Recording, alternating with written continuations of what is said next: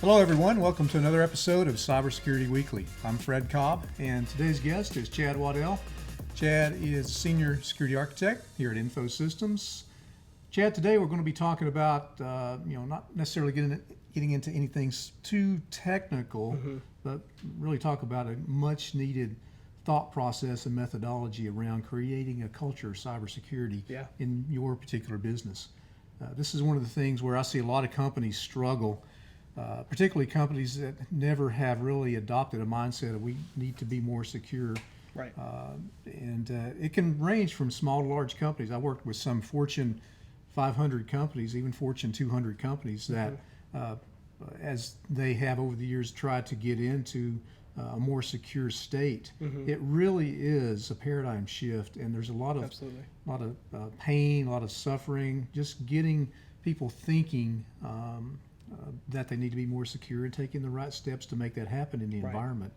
So, let's just kind of converse a little bit about some of the experiences that you've had with that, and some of the things that are important that can be applied to any business, regardless of size, that can help to, turn around the idea of it's just going to cost too much money to do this, or it's going to cause too much pain and suffering internally to do this. Make it fun. So I'll stop for a moment. Just jump in there and give us your thoughts on creating a culture of security. Yeah, I think so. From the top down, business wise, cybersecurity's always been kind of difficult to implement culture wise because it's seen as a cost center. It's in some extra that you have to do. But the thing about security, it doesn't have to be a hindrance. It could be an enablement as well. So for like a lot of organizations, they need to look at it from, they're doing their due diligence, putting this in place to protect their employees, protect their company.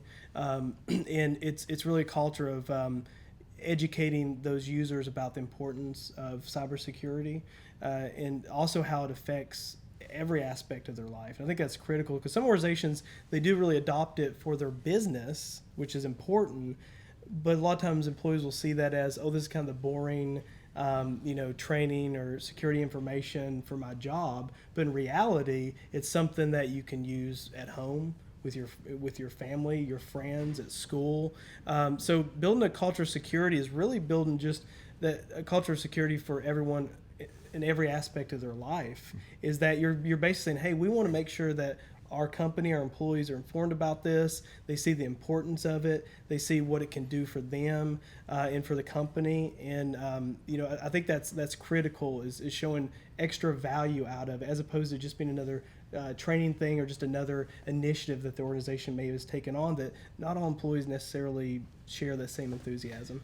You touched upon a very important topic, and that is taking what you may be required to do from a security perspective, or as you're starting to put these requirements in place, think about how this could be applied at home. So if you can get that message into your employees that not only are we talking about things to protect our business, but you can apply this same type of thought process or this same logic or these same tools when you're at home, doing your personal work on your computers.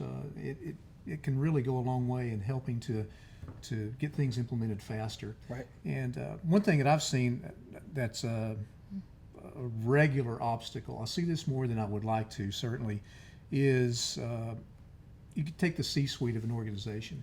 And sometimes they think that they are exempt from some of the security policies and procedures that they want to implement.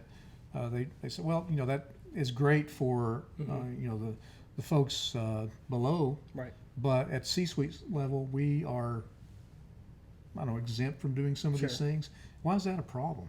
Yeah, you have to have a top-down approach to organization to effectively implement cybersecurity controls and measures and to properly communicate and train your employees on that. If you don't have that buy-in, you're just never going to be fully successful. So it's very important from top down that it's communicated as a priority. It's communicated as something that's important because otherwise it's really doomed for failure or may not reach the heights that it should. So you want to make sure that even at the C-level, upper management, that they understand the importance of that too. And that may be it may have to start with somebody to really evangelize about that, or just it's an educational thing. It's an opportunity, but it has to be top down. Otherwise, it's extremely difficult or not possible at all to implement. Yeah, another add-on to that, and we've discussed this previously, is the fact that when you reach upper management, C-suite, the concept of whaling or spearfishing. Right. So these are even larger targets than, in a lot of cases, the average daily worker that might, not be part of the executive management team or part of the C-suite, because the payoff is bigger if they can gain access to, the CEO's email, or Correct. they can gain access to the CFO's financial data. So, to me, I really struggle when I see companies that say, okay, it can apply to everyone but upper management. The inverse, in some cases, should Right. be true. They should even have tighter security controls as they're creating this culture and this whole program around cybersecurity. Yeah. We'll be back with the Cybersecurity Weekly podcast after we pause for this special message. Security analysts believe cyber attacks will continue to escalate throughout 2020 and are recommending that every company, regardless of industry or size, place immediate focus on cybersecurity training and the tools that will protect you from these attacks. Did you know that you can book a cybersecurity assessment right now with Fred Cobb's team of cybersecurity engineers at InfoSystems? They will help you discover exactly where you are most vulnerable to a cyber attack and make recommendations on how to strengthen your defense in those areas. This is urgent. It's an issue that affects everyone in our community. Visit the InfoSystems website at www.infosystems.biz to request your cybersecurity assessment. Now back to the podcast. Yeah, absolutely. And I'll give an example of, C-levels have accounts online, just like regular employees have different accounts that they use. So if any of those personal accounts are potentially compromised, it's even bigger risk for an organization if the C-level gets compromised in most cases. So it's really important to have that security culture across the board to understand things like, having good passwords, using multi-factor authentication. Don't reuse the same password for every single website. Like we heard about and saw with the hacks of like Disney Plus, for example, from a few months ago. Like that was a big thing. But in reality, no one hacked anything. There was just a list of accounts and passwords from other compromised websites, and they just reused it. So understand that. And I know I'm talking about a very specific topic here, but having that culture in place is also understanding the importance of not doing things like password reuse and having unique passwords, because not only can you put yourself at risk, you can put your company at risk as well. For example, if you use the same password for your Netflix account that you use for your Office 365 at work, well, one of those gets popped, the other one can get compromised. And obviously the Office 365 is a much bigger risk. Let's think about some of the elements that goes into a formal cybersecurity program, and how to make that cultural shift, how those can be presented to the organization. So a couple things come to mind for me: sound policies and procedures that are easily discernible, they're rinse and repeatable, they're not too burdensome, but they have to be properly communicated to everyone in the organization, right? Right. Yeah, and I think touching on that too, when you're talking about security, and you're talking about a culture, and that's going to involve like IT and like technical controls and such as well, even beyond the policies and procedures. But even with the policies that are in place too, you're always finding a balance between security and usability. Can you make things like, for example, could you require a 30-character password? Sure, but it's not going to make things very usable. Could you require a 2-character password? Yes, it makes it a lot more usable, but at the sacrifice of security. So it's important to always find those balances. So you can have policies in place for, like what access you can have online as far as acceptable use policies. Could you block the entire internet for all your users? Yes, you could, which would make it way more secure, but it'd be extremely less usable as a result. And find an organization out there that doesn't need to access the internet or a user at some point for some type of purpose to do a part of their job. It's nigh impossible now. So it's finding a good balance between that security and usability. And like I said, to make sure that cybersecurity isn't a hindrance on your employees and your company, that it can be an enabler to make sure you can continue to do your job and your company can be successful without being exposed to all these high risks that exist out there. Yeah, another thing that comes to mind for me is if take an employee that may feel like they would have some sort of reprimand against them if they were to report a cybersecurity incident. Sure. You know, maybe they were, maybe they weren't, but maybe they were, you know, surfing a website and they feel like maybe they picked up some sort of malware or Right. feel like they've been phished. There should be some mechanism to quickly get that reported to the Sure. cybersecurity team or the IT team, and also to have the employees on alert all the time. Right. You know, here at Info Systems, we have a very robust phishing program where we internally phish our employees Right. at random, and it pleases me when I see that regardless of how sophisticated we get with our phish testing, typically we have someone that reports back into Right. cyber services. You know, this looks suspicious. I'm following proper protocol for alerting that this may be something we need to take a look at. Sure. So that needs to be developed in companies, don't you think? Yeah, I think so. So that's the key is like, can they identify these things in the first place to be aware of it? And if they can identify it, if something was to happen, you know, building that culture, saying, hey, you know, I thought this email was legitimate. I clicked on it, you know, something happened, or they clicked on it and after the fact, it may have dawned on them 5 minutes later, well, you know, nothing happened with that email. I didn't note it. It wasn't the right attachment or whatever. Man, I should report that to cyber just to be extra safe.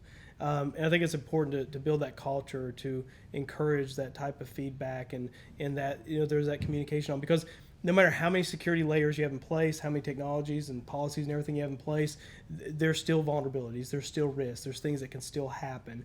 And it's really hard for someone to do their job if they're completely always on edge about everything from a security perspective. You just want to make sure it's like, hey, you know, just make sure you report these type of things. But if they don't have the proper training in place and there's not that culture there in the first place, they're either not going to be aware of it at all, or they're going to be terrified to bring it up because, you know, they hear in the news where like ransomware and other stuff spreads throughout environments. And they don't want to be the one that gets the finger pointed at. Right.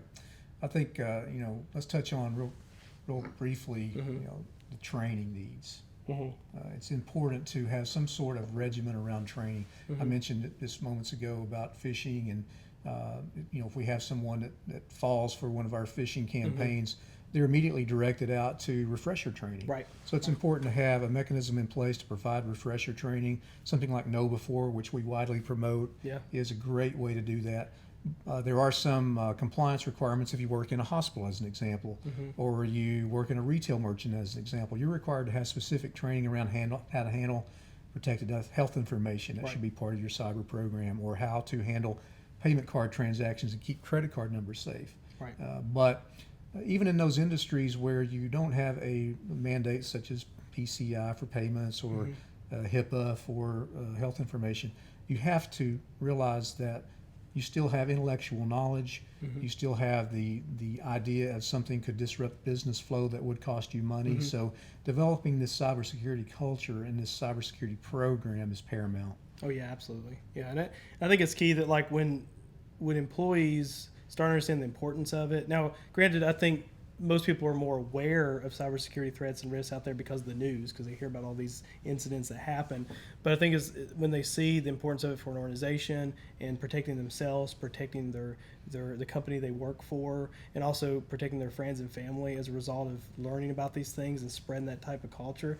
And, you know, it's just it's important that they get that information, they get that encouragement, and it is a bit of a education challenge and hurdle to get over, but once you get there, people tend to respond to it really well. Great. Great information, Chad. Really appreciate your thoughts on this. So we'll wrap it up here with our thoughts on creating a cyber culture. But in upcoming episodes, and we're both excited about this, starting with the next episode, we're going to be covering the Center for Internet Security, basic security controls. So it's going to be a series. We're going to be looking at some of the basic controls, what they are, and how you can apply them in your organization to make your organization safer. Thanks, everybody, for tuning in. We appreciate you taking the time to spend with us, and we'll see you soon. Thank you. Thank you.